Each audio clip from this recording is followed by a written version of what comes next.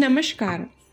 स्वागत है आप सभी का हमारे चैनल कनेक्टिंग विजडम पर, जहां हम आपको ले चलते हैं उन सनातन कहानियों की ओर जिनके आदर्श सीधे हमारे जीवन से जुड़े हैं। कल्पना कीजिए एक ऐसे परिवार की जहां हर सदस्य का स्वभाव, रुचियां, शक्ति और प्रकृति एक दूसरे से बिल्कुल भिन्न हो, लेकिन फिर भी वे साथ रहते हैं, प्रेम से, समर्पण से, सहयोग से और अद्भुत सामंजस्य के साथ। आज के युग में ये थोड़ा मुश्किल हो गया है ना। आज के समय में परिवार जो कभी प्रेम, सहारा और अपनापन का गढ़ हुआ करते थे, अब धीरे धीरे टूटते और बिखरते जा रहे हैं। भाई भाई में मनमुटाव है, पिता पुत्र के बीच संवाद की कमी है, रिश्तों में वो अपनापन और सम्मान नहीं रहा जो कभी उनका आधार हुआ करता था। हर कोई चाहता है कि दूसरे उसकी बात माने, अपने हिसाब से रिश्तों को चलाएं, जैसे कि रिश्ते नियंत्रण का विषय हों।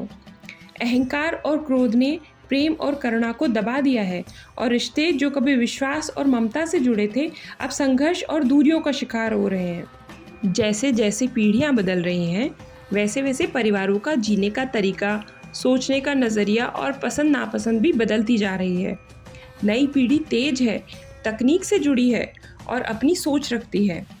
वहीं पुरानी पीढ़ी अनुभव से भरपूर है, परंपराओं और संयम में विश्वास रखने वाली है।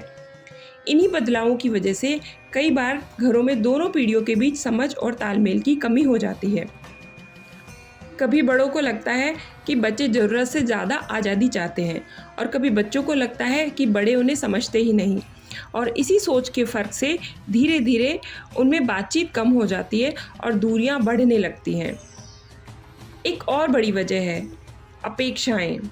हर माता पिता चाहते हैं कि उनका बच्चा उनसे भी आगे बढ़े, बड़ा अफसर बने, सरकारी नौकरी करे या ऊंची डिग्रियां हासिल करे। लेकिन हर बच्चा वो नहीं चाहता।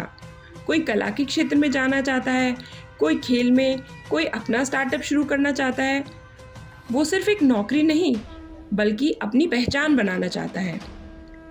यहीं से टकराव शुरू होता है, जब माता पिता के सपने और बच्चों के सपने अलग हो जाते हैं। तब भावनाएं आहत होती हैं, बातचीत रुक जाती है और धीरे धीरे परिवारों की डोर ढीली पड़ने लगती है। क्या आपने कभी सोचा है कि ये सब क्यों हो रहा है? क्यों हम एक दूसरे को समझने की बजाय दबाने लगे हैं? शायद क्योंकि हमने स्वार्थ को प्रेम से बड़ा बना दिया है और हम सुनने के बजाय बोलते हैं और समझने के बजाय नियंत्रित करना चाहते हैं। लेकिन सवाल फिर से वही है, क्या इसका कोई हल है? हाँ है, समझ और संवाद। ज़रूरत है कि दोनों पीढ़ियाँ एक दूसरे को सुने, समझे और स्वीकार करें। बुजुर्ग नई सोच को समझने की कोशिश करें और युवा पुरानी बातों और मूल्यों का सम्मान करें। परिवार वही खूबसूरत होता है जहाँ सब एक दूसरे की सुनते भी हैं और सुनाते भी हैं, जहाँ मतभेद हो सकते हैं पर मनभेद नहीं, जहाँ परंपरा और प्रगति साथ साथ चलती हैं। बदलाव संभव है। हमारे शास्त्रों और पुरानी परंपराओं में पहले से ही इन सवालों के जवाब छिपे हुए हैं। हमने अपने पिछले वीडियो में देखा था कि ईश्वर ने सृष्टि की शुरुआत में सभी रिश्तों के नियम और आदर्श तय कर दिए थे। इन आदर्शों को निभाने और सिखाने के लिए भगवान बार बार अवतार लेते रहे ताकि दुनिया में धर्म, प्रेम और संतुलन बना रहे। आज हम बात करेंगे एक ऐसे ही दिव्य उदाहरण की, शिव परिवार की, जो सतयुग में एक संयुक्त परिवार का आदर्श प्रस्तुत करता है। शिव परिवार, जहाँ हर सदस्य की प्रकृति और स्वभाव अलग है, लेकिन वहाँ है एक अद्भुत एकता और सामंजस्य। भगवान शिव की सवारी है नंदी, एक बैल जो केवल वाहन नहीं बल्कि धर्म, निष्ठा और स्थिरता का प्रतीक है। वे हमें सिखाते हैं कि परिवार में विश्वास और समर्पण सबसे बड़ी ताकत होती है। और शिव जी के गले का सांप, जो रहस्य, भय और नियंत्रण का प्रतीक है। माँ पार्वती, शक्ति, करुणा और ममता की मूर्ति। उनका वाहन है शेर, जो साहस और आक्रामकता का प्रतीक है। यह सिखाता है कि साहस और सौम्यता साथ साथ चल सकते हैं। भगवान गणेश, हर कार्य की शुरुआत करने वाले, विघ्नहर्ता। उनका वाहन है चूहा, जो बुद्धि और चपलता का प्रतीक है। यह दिखाता है कि विनम्रता और सूक्ष्म बुद्धि से बड़ी बाधा भी पार की जा सकती है। कार्तिकेय, देव सेनापति और ज्ञान के देवता। उनका वाहन है मोर, जो सौंदर्य और अहंकार विनाश का प्रतीक है। यह सिखाता है कि साहस और सुंदरता विरोधी नहीं बल्कि पूरक हो सकते हैं। इन सभी का स्वभाव और प्रवृत्ति एक दूसरे से बिल्कुल विपरीत है। शेर नंदी को हानि पहुंचा सकता है, मोर सांप को हानि पहुंचा सकता है और सांप चूहे को हानि पहुंचा सकता है। लेकिन जब ये सब शिव परिवार में साथ रहते हैं तो ना कोई डर है और ना कोई संघर्ष, सिर्फ सम्मान, सहनशीलता और समरसता है। शिव परिवार की एकता का रहस्य है परस्पर सम्मान, स्वीकार्यता और प्रेम। वे अपनी भिन्नताओं को दबाते नहीं बल्कि अपनाते हैं और साथ ही एक दिव्य उद्देश्य और एक दूसरे की भावनाओं का सम्मान उन्हें एकजुट रखता है।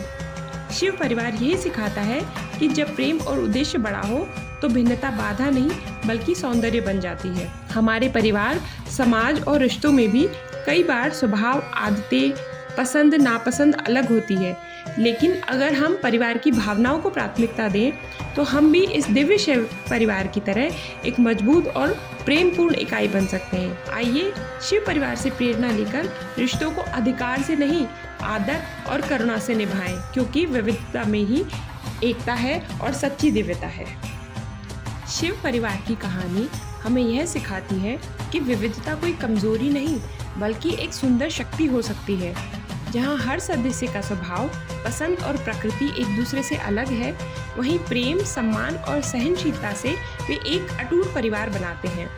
आज के समय में जब परिवार बिखरते जा रहे हैं, यह दिव्य उदाहरण हमें प्रेरणा देता है कि यदि हम किसी को अपने अनुसार बदलने के बजाय उसकी भिन्नता को पूर्ण रूप से स्वीकार करें और उसकी विशेषताओं को उसकी शक्ति बनने में मदद करें तो हमारे संबंधों में भी संतुलन और गहराई आ सकती है। तो आइए शिव परिवार से सीख लेकर हम भी अपने जीवन में प्रेम, समझ, सहयोग और स्वीकार्यता से एक ऐसा परिवार बनाएं जहां विविधता में भी एकता हो और यही हो सच्ची दिव्यता। तो जुड़े रहिए कनेक्टिंग विजडम चैनल के साथ, जहां हम आपके लिए लाते हैं सनातन ज्ञान और जीवन से जुड़ी दिव्यता की कहानियां। अगर आपको ये वीडियो पसंद आया तो इसे लाइक करें, शेयर करें और घंटी का बटन दबा के हमारे चैनल को सब्सक्राइब करें। धन्यवाद।